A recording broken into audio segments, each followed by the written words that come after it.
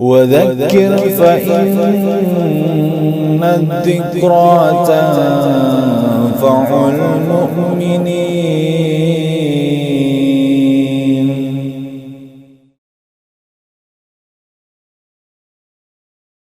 Bismillahirrahmanirrahim. Innal hamdalillah nahmaduhu wa nasta'inuhu wa nastaghfiruh wa na'udzu billahi min syururi anfusina wa min sayyiati a'malina.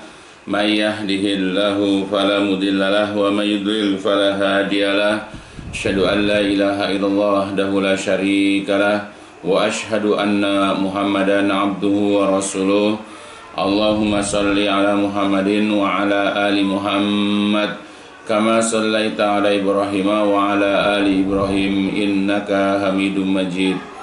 Allahumma barik ala Muhammadin wa ala ali Muhammad kama barakta ala Ibrahim wa ala ali Ibrahim innaka Hamidum Majid. Amma ba'd, fa inna asdaqal hadis kitabullah wa khairal hadi hadi Muhammadin sallallahu alaihi wasallam wa syarrul umuri muhdatsatuha fa inna kulla muhdatsatin bid'ah wa kulla bid'atin dhalalah wa kulla dhalalatin finnar.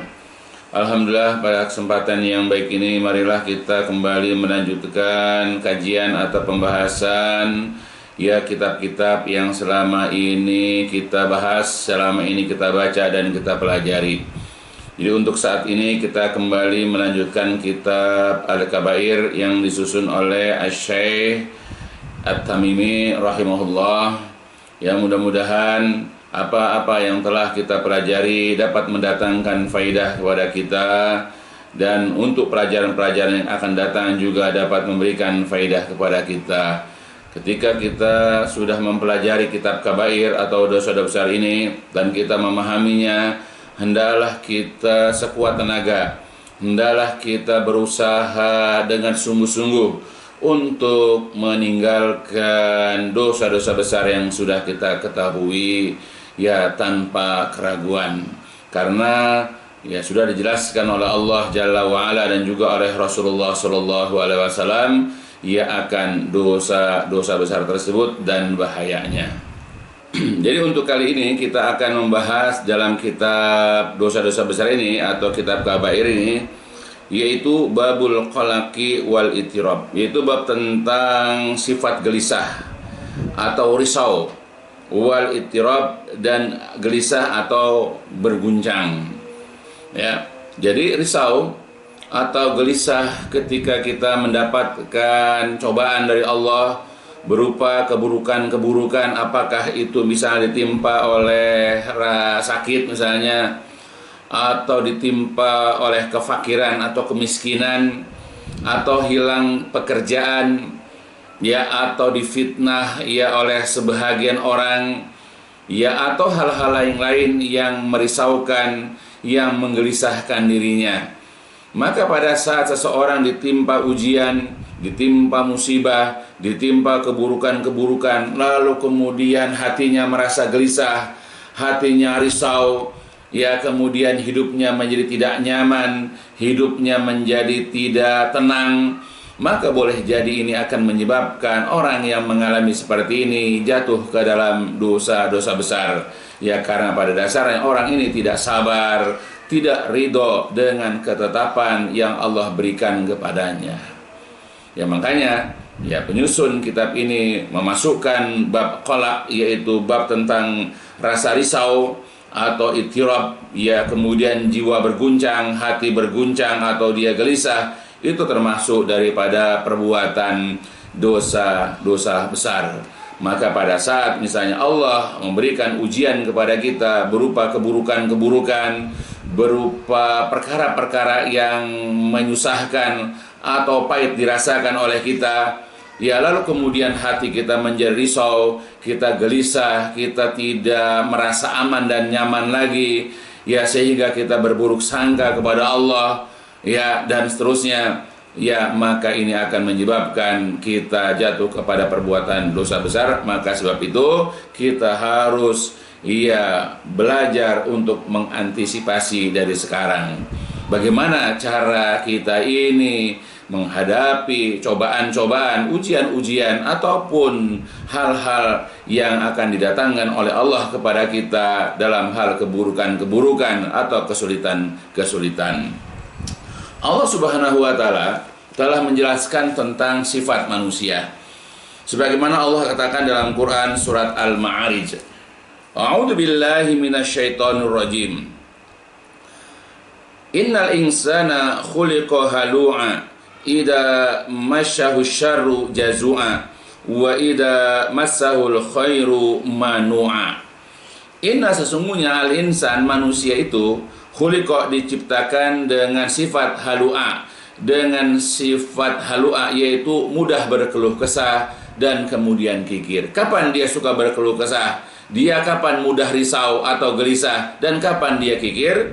Yaitu idza massahu syarru, apabila menimpa manusia itu asyarru, keburukan-keburukan, ditimpa dia oleh penyakit, ditimpa oleh kefakiran, ya, atau ditimpa oleh kehilangan pekerjaan atau hal-hal yang lain yang menyusahkan atau menyulitkannya, biasanya jazua, dia itu gelisah, dia itu risau, dia galau. Nah, itulah manusia. Kalau ditimpa oleh keburukan, pasti jiwanya itu adalah merasakan kegelisahan. Ya, hatinya itu merasakan kerisauan. Dan kebalikannya, wa idza masaul khairu manua. Dan dia apabila ditimpa atau mendapatkan kebaikan-kebaikan, manua, dia menjadi kikir. Ya, bagaimana bisa memberikan kebaikan kepada orang lain? Menceritakan kebaikan aja dia enggan, karena takut ketika dia menceritakan kebaikan kepada orang, dia mendapatkan kebaikan ini, kebaikan itu. Dia khawatir kebaikan-kebaikannya nanti akan dipinjam oleh orang atau bahkan diminta oleh sebahagian mereka. Maka dia kikir, tidak mau menceritakannya. Itulah sifat manusia.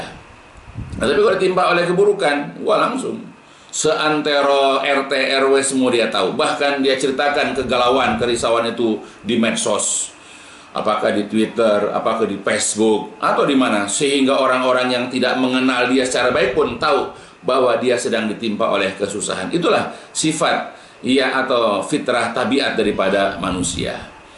Maka ketika ada seseorang dengan mudahnya dia itu mengungkapkan kerisauan hatinya, kegelisahannya, ketidaknyamanan dirinya ketika diberikan cobaan-cobaan oleh Allah, boleh jadi dia adalah orang yang telah jatuh ke dalam perbuatan dosa besar karena dia tidak ridho, dia tidak sabar dengan ujian keburukan yang diberikan kepada dia. Ya, pada Allah memberikan ujian, memang Allah memberikan cobaan kepada setiap manusia. Apalagi seorang kalau dia menyatakan diri sudah beriman, ketika dia ingin meletakkan diri dia sebagai seorang mukmin, maka dia tidak akan luput dari cobaan. Ya, Allah mengatakan dalam banyak ayat tentang bagaimana seseorang itu diberikan cobaan oleh Allah Subhanahu wa Ta'ala. Allah Subhanahu wa Ta'ala berfirman di dalam surat Al-Anbiya, A'udzu billahi minasyaitonir rajim. Kullu nafsin dha'iqatul maut wa nabluukum bisyarri wal khairi fitnah wa ilaina turja'un. Kullu nafsin, setiap yang bernyawa, setiap yang berjiwa, itu dha'iqatul maut, akan merasakan yang namanya kematian. Wa nablu, dan kami uji kalian, bisyarri, dengan keburukan, dengan hal-hal yang tidak menyenangkan, wal khairi, dan juga kebaikan, sebagai suatu fitnah, sebagai suatu ujian, dan kepada kamilah kalian nanti akan dikembalikan. Jadi Allah mengatakan wa nabluukum bisyarri wal khairi fitnah, dan kami uji kalian dengan keburukan dan kebaikan. Jadi artinya kita akan selalu nantiasa mendapatkan cobaan, akan mendapatkan ujian. Ya, baik ujian itu berupa hal-hal yang buruk, hal-hal yang tidak menyenangkan, hal-hal yang menyulitkan kehidupan, atau boleh jadi ujian juga dalam bentuk kebaikan-kebaikan, perkara-perkara yang menyenangkan. Tapi itu semua adalah ujian kepada kita. Apakah kita semakin mendekat kepada Allah atau semakin menjauh? Sebetulnya ujian-ujian itu harusnya menjadikan kita makin dekat. Ujian-ujian itu makin kita ini menghadapkan diri kita kepada Allah Subhanahu wa Ta'ala, bukan makin menjauhi Allah Jalla wa Ala. Nah, itulah. Jadi inilah Allah sudah kabarkan kepada kita bahwa kita akan dicoba atau kita akan diuji ya oleh Allah Subhanahu wa taala. Tetapi bagi orang-orang yang memang belum siap, bagi orang-orang yang memang belum paham, maka ketika diberikan cobaan atau ujian, dia suka berkeluh kesah. Dia suka menceritakan kesusahannya, kesulitannya kepada orang-orang yang dekat dengannya, kepada tetangga-tetangganya, kepada sahabat-sahabatnya, dan bahkan kepada setiap orang yang dia jumpai dan yang dia kenal. Bahkan tidak ragu-ragu, dia menceritakan segala macam kegundahannya, kerisauannya, kegelisahannya, ketidaknyamanannya di medsos atau di media-media sosial, apakah itu di Facebook atau di Twitter atau yang sejenisnya. Ya seperti itulah ya manusia pada umumnya.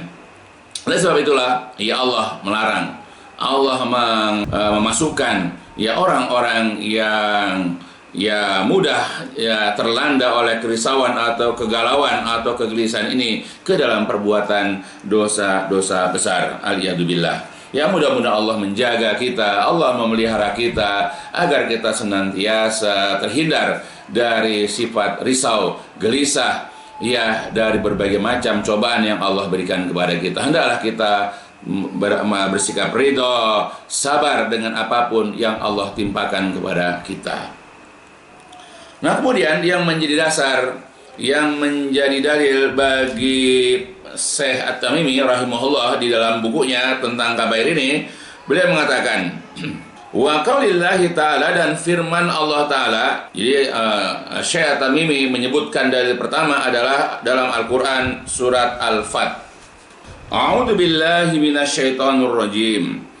Id ja'alal ladzina kafaru fi qulubihimul hamiyatal jahiliyah fa anzalallahu sakinatahu ala rasulihi wa alal mu'minin wa alzamahum kalimatat taqwa wa kanu ahaqqa biha wa ahlaha wa kanallahu bikulli syai'in alima. Ingatlah ketika Allah meletakkan ia kepada orang-orang kafir, yaitu ke dalam hati mereka kesombongan, yaitu berupa kesombongan jahiliyah. Jadi Allah meletakkan, ya Allah membiarkan orang-orang kafir itu memiliki sifat sombong, ya sombong jahiliyah, sombong yang memang di luar ajaran Islam.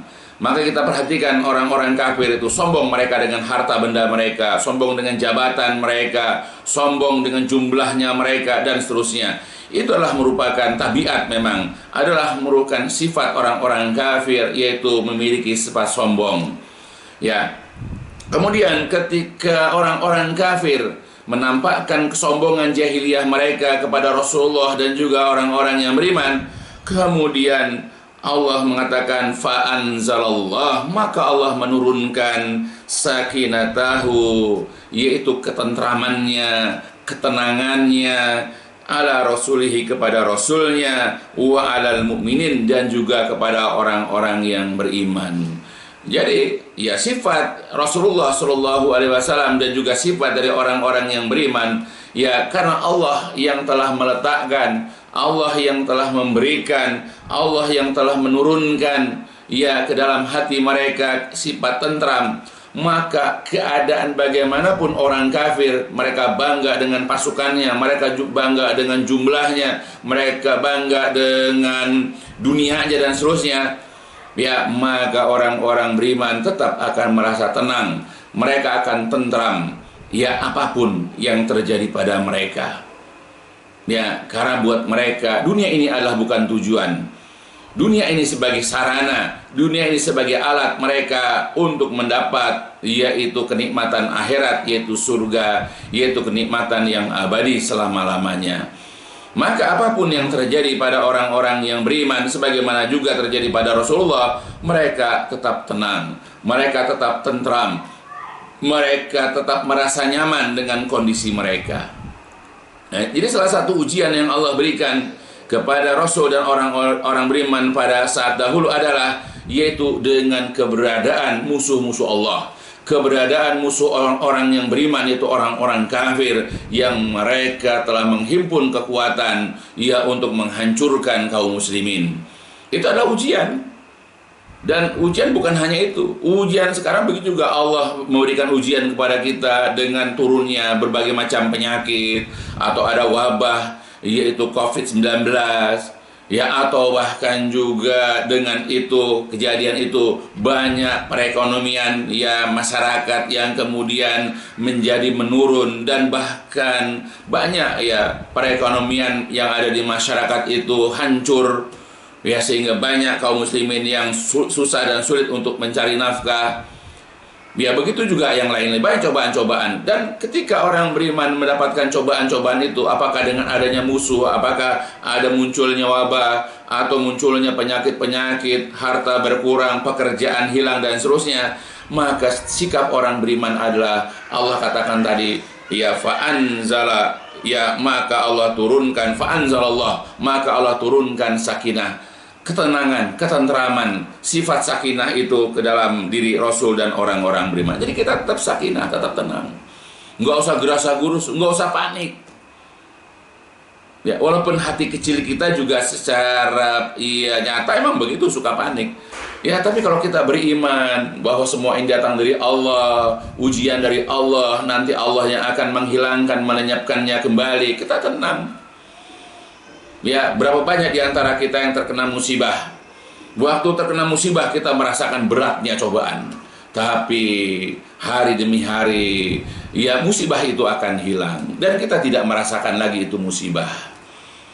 Ketika istri kita sakit, ketika anak kita juga sakit, pada saat itu kita sangat terbebani ya dengan suatu masalah. Tapi hari demi hari kita lewati, ya kita gelisah ataupun tidak, kita risau ataupun tidak, lama-lama musibah itu akan hilang. Tinggal kita, apakah bisa menanggok, apakah kita bisa memetik pahala dengan musibah yang datang kepada kita. Ya, karena musibah itu pasti sesuatu yang akan datang kepada setiap manusia. Bukan hanya menimpa orang-orang beriman, tapi juga menimpa orang-orang kafir ataupun orang-orang munafik. Mereka itu hidup di dunia tidak akan lepas dari berbagai macam penderitaan, tidak akan lepas dari berbagai macam hal-hal yang menyakitkan atau menyusahkan, sama seperti orang-orang yang beriman. Cuma kalau orang beriman, insya Allah dengan berbagai macam musibah, maka mereka akan memetik ya banyak kebaikan di dalamnya. Pahala-pahala dia akan raih dengan musibah-musibah itu.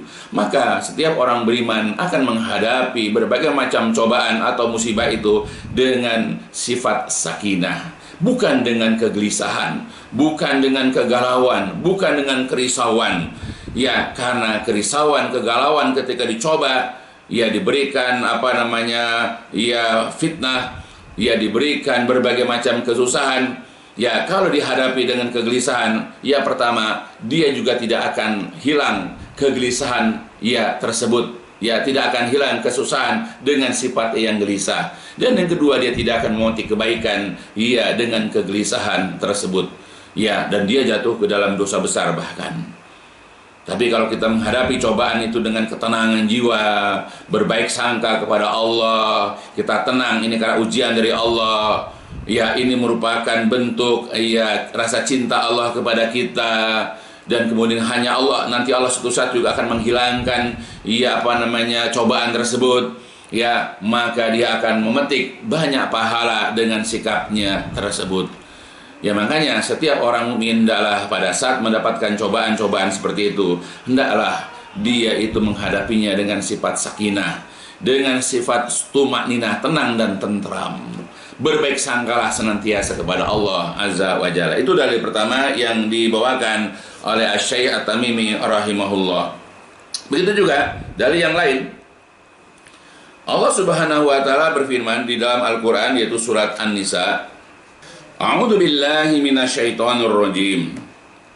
Fala wa rabbika la yu'minuna hatta yuhaqqimuka fi ma syajara bainahum summa la yajidu fi anfusihim harajan mimma qadaita wa yusallimu taslima.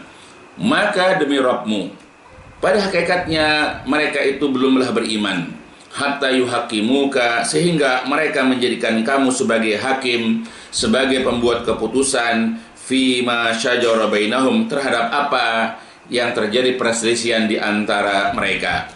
Pada hakikatnya mereka belum beriman sehingga mereka menjadikan engkau sebagai hakim, engkau sebagai pembuat keputusan terhadap perselisihan yang ada di antara mereka. Summa la yajidu, kemudian mereka tidak mendapatkan fi anfusihim, dalam diri mereka, harajan, keberatan, kesempitan dari apa yang kau putuskan, wa yusallimu taslima, dan mereka menerima ya keputusan itu dengan selapang-lapangnya.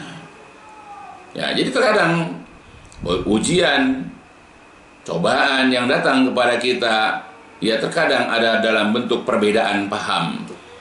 Ya, perselisihan di antara kita, antara satu hukum dengan hukum yang lain, ini adalah merupakan sesuatu yang lumrah, sesuatu yang sering terjadi ya antara kaum muslimin. Ya, apakah berkenaan dengan masalah-masalah wudu, dalam masalah-masalah sholat, puasa, dan yang lain-lainnya. Ini ada sesuatu yang biasa terjadi. Ya, adanya perbedaan, perselisihan dalam masalah-masalah hukum. Ya, tinggal bagaimana sikap kita. Jikalau terjadi perselisihan, perbedaan antara kita dengan orang lain, ya apa yang harus kita lakukan?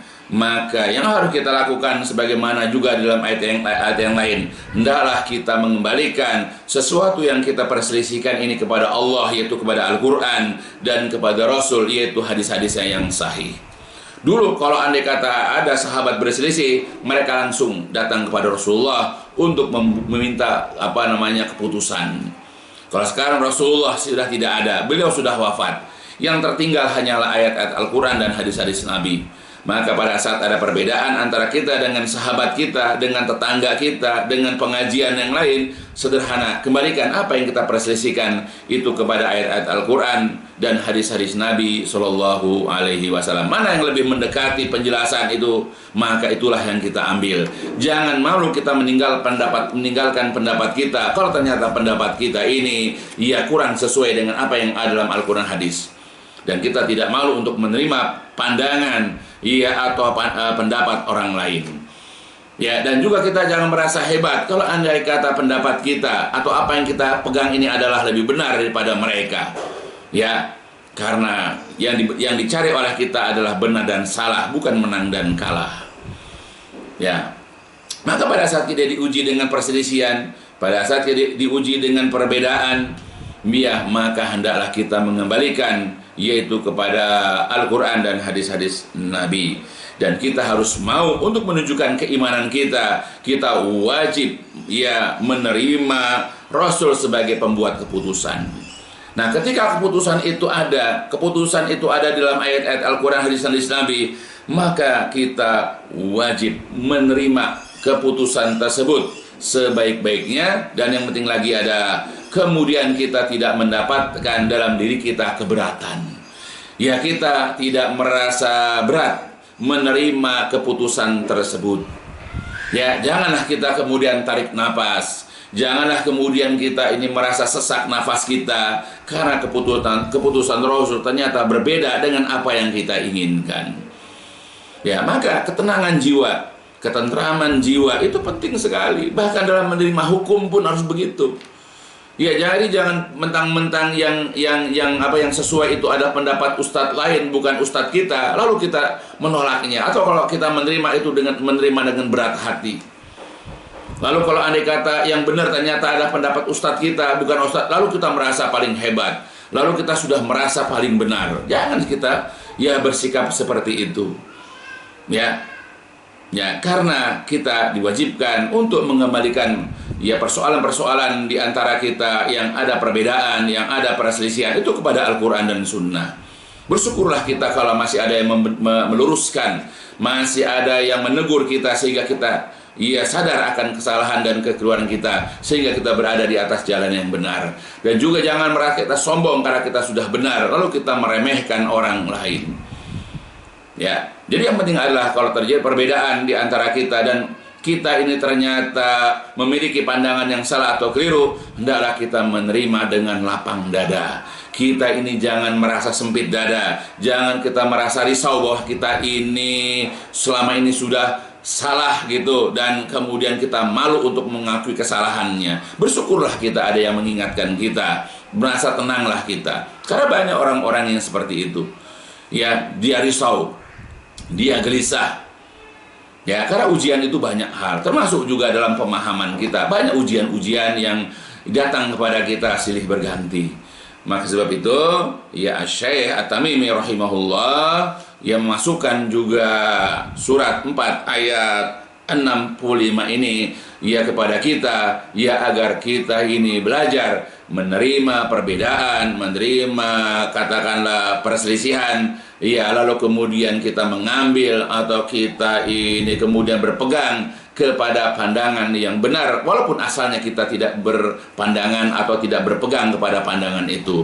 Dan pada saat kita menerima, janganlah kita merasa sempit dada, hendaklah kita dengan lapang. Janganlah kita ini merasa gelisah, janganlah kita merasa risau, ya dengan kita selama ini ya ternyata berbuat salah, ya sehingga kita tidak ya senang atau kita tidak sepenuh hati kita ini menerima dengan perasaan risau, ya karena khawatir ya nanti orang-orang akan merendahkan, orang-orang akan melecehkan, ya orang-orang akan tidak menghormati lagi dirinya. Itu kerisauan yang seperti itu. Bukan ya kalau risau dia selama ini salah dan dia ini betul, tapi kalau dia risau nanti ya dengan dia menerima pendapat orang, nanti orang tidak menghormati dia lagi, orang akan merendahkan dirinya, itu yang salah. Ya, biasalah yang namanya ujian itu banyak hal. Itu dalil yang kedua, wallahu alam. Dalil ketiga adalah wa qaulihi ta'ala, dan juga firman Allah Ta'ala di dalam Quran surat Al-Fajr. A'udzu billahi minasyaitonir rajim. Ya ayyatuhan nafsul mutmainnah irji'i ila rabbiki radiyatan mardiyah. Ya ayyuha, wahai an-nafsu jiwa al-mutmainnah yang tenang, irji'i, kembalilah kalian ila rabbiki, kepada Rabbmu dalam keadaan radiyah, dalam keadaan ridho, mardiyah, lagi diridhoi. Jadi Allah mengawali kata-kata wahai jiwa yang mutmainnah, wahai jiwa yang tenang. Jadi Allah sudah melukiskan di sini bahwa ada jiwa-jiwa yang tenang, yaitu jiwanya orang-orang yang beriman. Kendati pun hidupnya di dunia ini penuh dengan kesulitan, hidupnya penuh dengan penderitaan, hidupnya penuh dengan masalah, tetapi jiwanya tenang. Maka Allah abadikan wahai jiwa yang tenang. Apa yang Allah perintahkan kepada jiwa yang tenang nanti di hari kiamat? Yaitu Allah katakan, ya irji'i ila, kembalilah kalian kepada Rabbmu, ya dalam keadaan radiyah, dalam keadaan ridho. Jadi jiwa yang tenang itu adalah orang yang ridho kepada Allah, ridho terhadap ketetapan Allah, apapun yang Allah berikan kepada dia, baik dalam kebaikan ataupun dalam keburukan, baik keadaan yang menyenangkan ataupun keadaan yang menyulitkan, dia ridho kepada Allah. Apapun yang Allah berikan kepada dia, maka dia akan tetap ridho ya dengan ketetapan Allah Subhanahu wa ta'ala. Ya, maka ya kalau kita ingin memiliki yaitu nafsul mutmainnah, jiwa yang tenang, belajar untuk meridhoi apapun yang Allah telah berikan kepada kita. Dan kemudian juga mardiyah, ya karena dia ridho kepada Allah, maka dia pun diridhoi oleh Allah Subhanahu wa ta'ala. Ya, jadi jiwa yang tenang itulah jiwa yang senantiasa diridhoi, ya yang ridho kepada Allah dan juga diridhoi oleh dia, ya oleh Allah Subhanahu wa ta'ala. Dikatakan al-mutmainnah ai bi qada'illahi wa qadarihi wa ila ahkamihi syar'iyyah al-musallama lillahi azza wa jalla. Jadi kalimat wahai jiwa yang tenang maksudnya adalah yaitu tenang dengan qada, dengan ketetapan dan takdir Allah Subhanahu wa ta'ala, dan juga tenang dengan hukum yang sesuai syariat. Ya, dia menerima, dia tunduk kepada Allah Azza wa Jalla. Jadi katakan wahai jiwa yang tenang, dia tenang ketika mendapatkan ya ketetapan Allah, mendapatkan takdir Allah yang baik ataupun yang buruk. Dia juga tenang ketika menerima hukum, apakah diperintahkan sholat, diperintahkan dia untuk berpuasa, bersedekah, diperintahkan untuk menutup aurat dan yang lain-lainnya, dia tenang menerimanya tanpa kegelisahan. Dia tidak pernah buruk sangka kepada Allah. Dia tenang dalam menerima ketetapan-ketetapan tersebut. Ya, nah itu. Itulah yang dikatakan wahai jiwa yang tenang. Ya, Nah, itu semua dapat dimiliki. Jiwa yang tenang itu dapat dimiliki itu bil iman wal yakin, dengan keimanan dan keyakinan. Ya, mudah-mudahan Allah memberikan kepada kita jiwa yang tenang, yaitu jiwa yang berdasarkan yaitu kepada keimanan dan juga kepada keyakinan, sehingga pada saat Allah memberikan kepada kita ketetapan-ketetapannya, keputusan-keputusannya, takdir-takdirnya yang baik atau yang buruk, kita tetap tenang. Begitu juga ketika Allah memerintahkan kepada kita atau Allah melarang kita dari sesuatu, maka kita menerima dengan tenang keputusan Allah tersebut. Kalau itu perintah, maka kita kerjakan dengan baik, dan kalau itu larangan, kita akan segera tinggalkan dengan segera. Itulah jiwa yang dikatakan mutmainah, yang nanti dikatakan kalau kita lihat dalam ayat selanjutnya, fadkhuli fi ibadi wadkhuli jannati, masuklah kalian ke dalam surgaku. Jadi kalau kita ingin masuk surga, jadilah jiwa yang tenang, nggak gerasa gerusu, nggak mudah risau, nggak mudah gelisah. Tidak usah kita mempertanyakan apa maunya Allah. Kenapa sih Allah memberikan kepada saya ini banyak penyakit, banyak masalah? Kenapa Allah berikan kepada saya kefakiran, kemiskinan? Atau ketika dia ngaji, kenapa sih Allah itu perintahkan ini kita begini, perintahkan kita begitu? Kenapa sih Allah larang yang begini? Kenapa yang Allah larang? Kita nggak usah mempertanyakan apa maunya Allah. Kita pertanyakan aja diri kita. Apakah kita bisa segera mengamalkan? Orang-orang lain saja bisa mengamalkan, kenapa kita tidak? Gitu. Ya, mudah-mudahan itu dari ketiga yang dibawakan oleh Asy-Syaikh At-Tamimi rahimahullah. Begitu juga dalil selanjutnya. Walahu ma'an Abi Hurairah radhiyallahu an qala Rasulullah sallallahu alaihi wasallam, laisa sadid bisur'ah, innama syadid alladhi yamliku nafsahu indal ghadab. Walahu, dan bagi keduanya, yaitu bagi Imam Al-Bukhari dan Muslim, an Abi Hurairah, dari Abu Hurairah radhiyallahu an. Qala, berkata Abu Hurairah, qala Rasulullah sallallahu alaihi wasallam, telah bersabda Rasulullah sallallahu alaihi wasallam. Kata beliau, laisa sadid, bukanlah orang yang sadid itu orang yang kuat, orang yang gagah itu, bisur'ah, dengan hebatnya dia bergulat, hebatnya dia dalam ilmu bela diri. Bukan. Jadi orang yang kuat itu bukan orang yang pandai membanting orang, yaitu kalau zaman dulu olahraga gulat ya. Innama syadid, hanyalah orang yang kuat itu adalah alladzi yang yamliku, orang yang dapat mengendalikan, orang yang dapat menguasai indal ghadab, ya, yang dapat menguasai dirinya indal ghadab, ketika dia marah. Nah, jadi orang yang kuat itu bukanlah orang yang dapat membanting orang atau kuat dalam ilmu gulat misalnya, bukan. Tapi yang namanya orang kuat itu adalah orang yang dapat mengendalikan, orang yang dapat menguasai dirinya ketika marah. Nah, di sini ada di dalam riwayat Imam Bukhari dan Muslim. Ya. Ini juga adalah merupakan bentuk ketenangan kita. Jadi ketika Allah menguji kita dengan hadirnya di depan kita orang yang membuat kita jengkel, membuat kita marah, membuat kita kesal, yang kalau kita ini tidak menguasai marah kita, kita ingin menonjok dia, kita ingin memukul dia, ingin membanting dia, sebetulnya karena ucapannya itu membuat kita emosi, membakar kita. Begitu juga perilakunya, akhlaknya itu betul-betul membuat kita ini murka. Di hadapan kepada kita ujian, ada orang yang seperti itu di hadapan kita. Nah, kemudian kalau kita ini dapat mengendalikan diri kita, kita ini dapat menguasai diri kita, sehingga kita tidak terbakar emosi, tidak emosional, ya, maka itulah yang dikatakan orang yang kuat.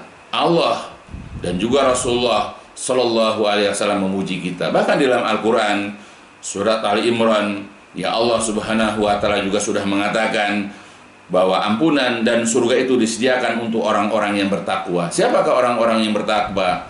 Yaitu alladzina yunfikuna fis sarai wad dharra wal kaziminal ghaiza wal afina 'anil nas. Jadi orang-orang yang bertakwa yang disediakan surga dan ampunan oleh Allah, itu adalah orang-orang yang menginfakkan harta mereka di waktu lapang ataupun sempit. Dan ini kita ambil wal kaziminal ghaizo, dan orang yang dapat mengendalikan amarah dan juga suka memaafkan orang lain. Jadi ada kata-kata wal kaziminal ghaizo, orang yang dapat mengendalikan amarah. Ya, bukan kemudian dia itu melampiaskannya, ya, dengan mencacinya, mencercanya, atau memukulnya, ya, karena dia dapat mengendalikan dirinya.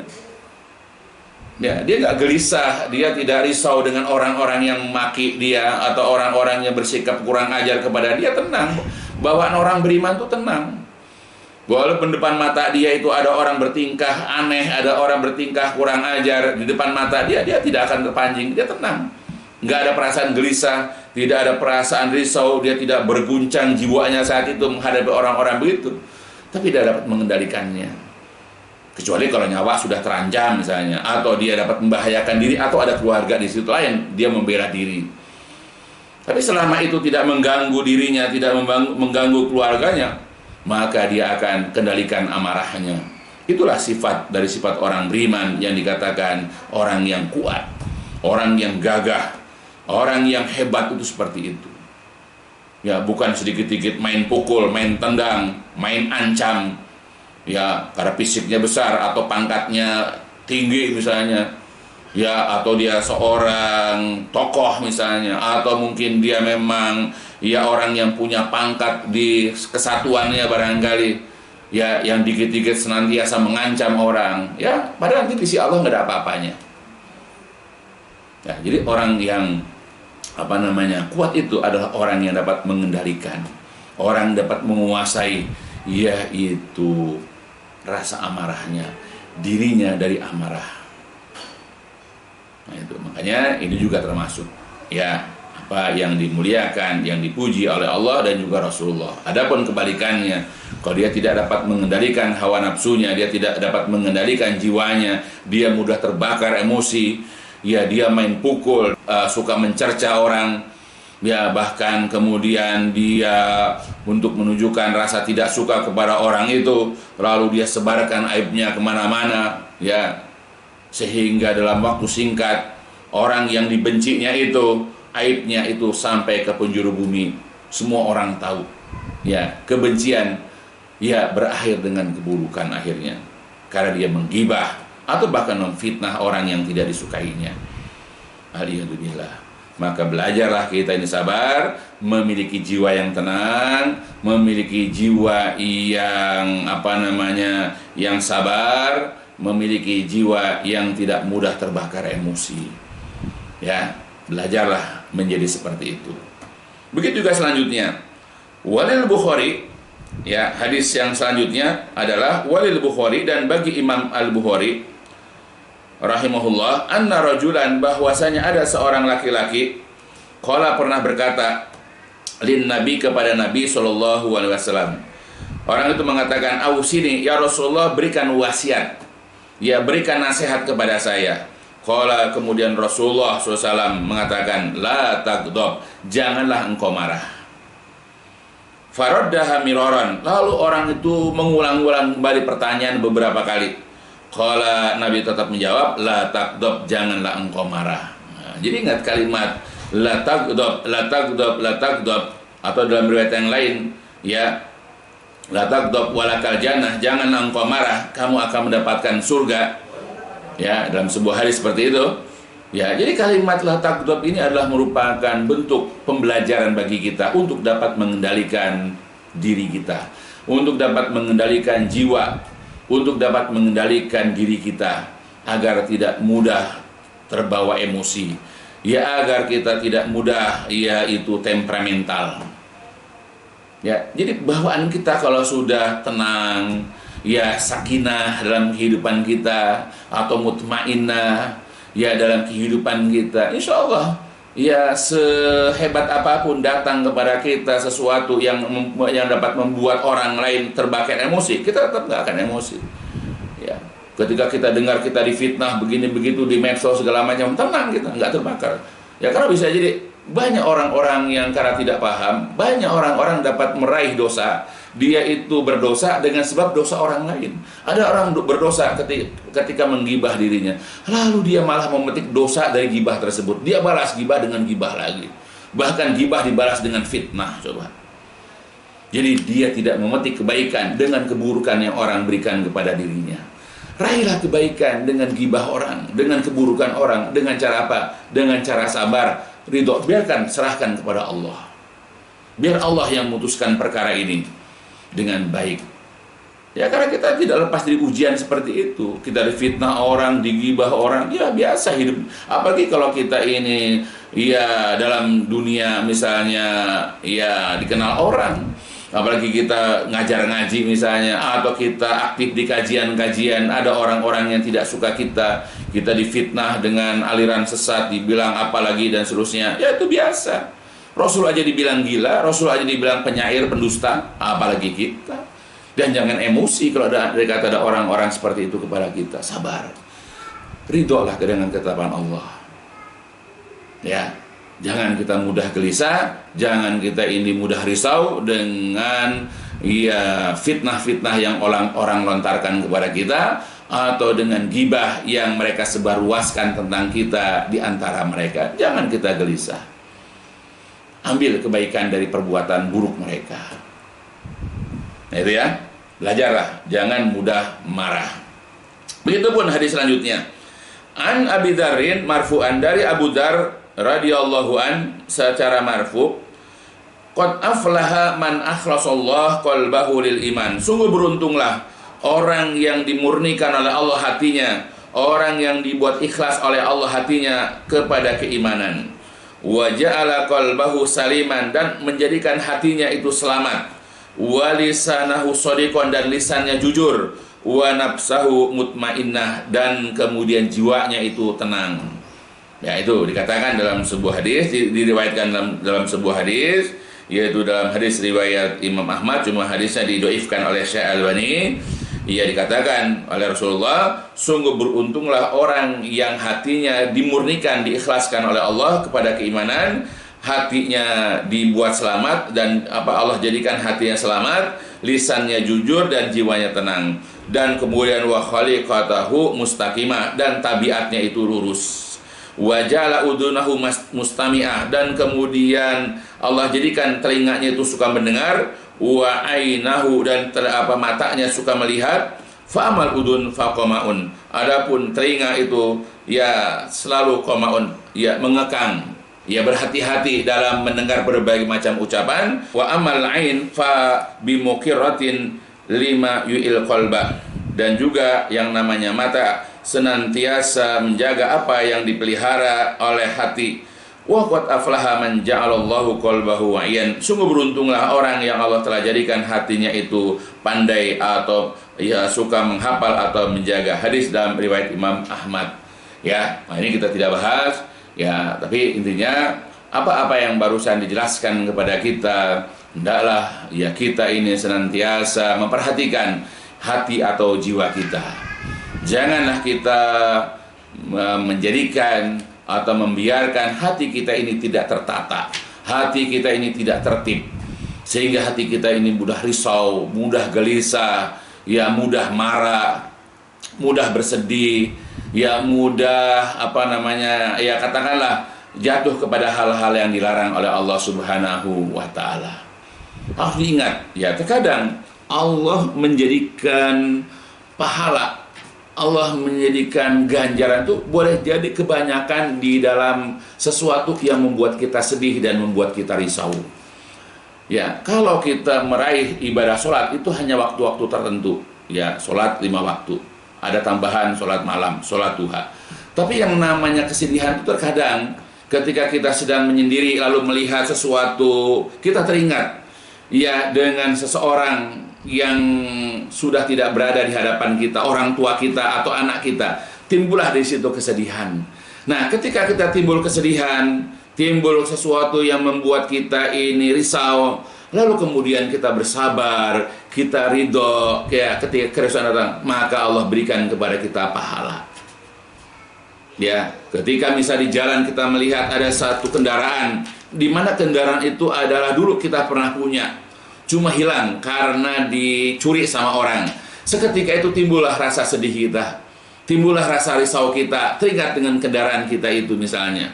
Maka ketika kita saat itu kemudian kita sabar, kita ridho dengan ketetapan Allah, maka seketika itu Allah datangkan kepada kita juga pahala. Ya terkadang banyak ya pahala-pahala, ganjaran-ganjaran, kebaikan-kebaikan yang kita peroleh dari sebab kerisauan, dari sebab kesedihan yang datang kepada kita. Kalau kita dapat menghadapi ya kesedihan, kerisauan atau sesuatu yang menyusahkan kita itu dengan baik, dengan kesabaran, dengan keriduan dari Allah, sehingga hati kita tetap tenang, hati kita tetap tentram kepada Allah, kita berbaik sangka kepada Allah, insya Allah akan Allah datangkan kebaikan-kebaikan kepada kita.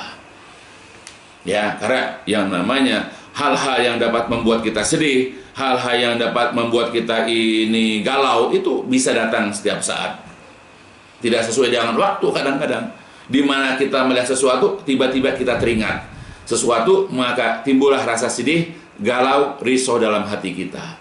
Lalu kemudian kita sabar, kita ridho, kita berbaik sangka kepada Allah, maka Allah ganti yaitu kerisauan itu menjadi pahala. Nah, seperti itu. Ya, jadi janganlah kita ini tenggelam, janganlah kita ini terbenam dalam lumpur kesedihan, dalam lumpur kedukaan. Belajarlah. Ya, karena di samping tidak ada faedahnya kesedihan, kegalauan itu, ya di samping itu juga akan menjadikan kita jatuh ke dalam salah satu di antara dosa-dosa besar. Karena kegalauan, kerisauan ini menunjukkan kita tidak ridho dengan ketetapan Allah. Kita tidak sabar. Ya, karena boleh jadi sebetulnya ujian yang Allah berikan kepada kita ini adalah merupakan salah satu bentuk kebaikan yang Allah hendak berikan kepada kita. Ya, seperti Rasulullah SAW pernah mengatakan di dalam sebuah hadis, beliau mengatakan, "May yuridillahi khairan yusibhu minhu." Jadi barang siapa yang Allah menghendaki kebaikan kepada seseorang, yusibhu minhu, maka Allah timpakan musibah kepada orang itu darinya. Jadi boleh jadi musibah yang Allah berikan kepada seseorang itu adalah merupakan bentuk kebaikan yang Allah hendak berikan kepada dia. Atau juga Rasul pernah mengatakan dalam hadis yang lain, "Innallaha idza ahabba qauman ibtalahum." Sesungguhnya Allah itu kalau mencintai suatu kaum, atau Allah ketika mencintai seseorang, maka Allah akan berikan cobaan kepada mereka. Ya, faman radiya falahu ridha. Barang siapa yang ridha dengan ketetapan Allah, dengan cobaan tersebut, maka dia akan mendapatkan ridha Allah. Wa man sakhita fa alaihi sukhtu. Barang siapa yang marah, kesal, jengkel atau tidak suka dengan cobaan itu, fa alaihi sukhtu, maka dia akan mendapatkan murkanya Allah ya azza wa jalla. Jadi salah satu di antara bentuk kecintaan Allah kepada suatu kaum atau seseorang adalah Allah berikan cobaan. Maka pada saat Allah datangkan kepada kita cobaan, tetaplah kita tenang, tetaplah kita ini merasa tentram. Ya, jangan gelisah, jangan galau, jangan resah. Itu semua datang dari Allah. Ya, untuk menguji kita, untuk memberikan rasa cintanya kepada kita, untuk memberikan kebaikan kepada kita. Ya, dan ingat, hanya Allah jugalah yang dapat menghilangkan atau melecapkan cobaan tersebut. Maka mintalah kepada Allah agar Allah menghilangkan kesusahan atau cobaan yang datang kepada kita. Mintalah kepada Allah dengan penuh, yaitu permintaan dengan penuh kesungguhan. Ya, mudah-mudahan Allah memberikan kebaikan-kebaikan kepada kita, baik memberikan kepada kita pahala dengan cobaan tersebut, atau Allah segera menghilangkan cobaan-cobaan itu dari diri kita, insyaallah. Nah, itulah barangkali yang bisa disampaikan tentang dosa besar, yaitu al-qalaq wal ittirab, yaitu gelisah, risau, galau dengan cobaan-cobaan. Ya, karena ini jelas menunjukkan kalau orang-orang yang mengalami seperti itu, dia tidak ridho dan dia tidak sabar dengan cobaan atau dengan ketetapan dari Allah Subhanahu wa taala. Ya, mudah-mudahan Allah senantiasa memberikan kepada kita yaitu kesabaran dan ridho dengan ketetapannya, sehingga hati kita tetap tenang, jiwa kita tetap tentram dengan apapun yang Allah berikan kepada kita, dan kita dapat meraih kebaikan-kebaikan dengan cobaan-cobaan tersebut. Ya, mudah-mudahan pencerahan ini, penjelasan ini dapat memberikan manfaat khususnya untuk saya dan juga keluarga besar saya. Dan dicukupkan sampai di sini. Insya Allah kita akan lanjut dalam kajian selanjutnya. Insya Allah ditutup dengan walhamdulillahirrahmanirrahim. Subhanakallahumma wa bihamdika asyhadu an la ilaha anta astaghfiruka wa atubu ilaik. الدين النصيحة قلنا لمن يا رسول الله قال لله ولكتابه ولرسوله ولأئمة المسلمين وعامتهم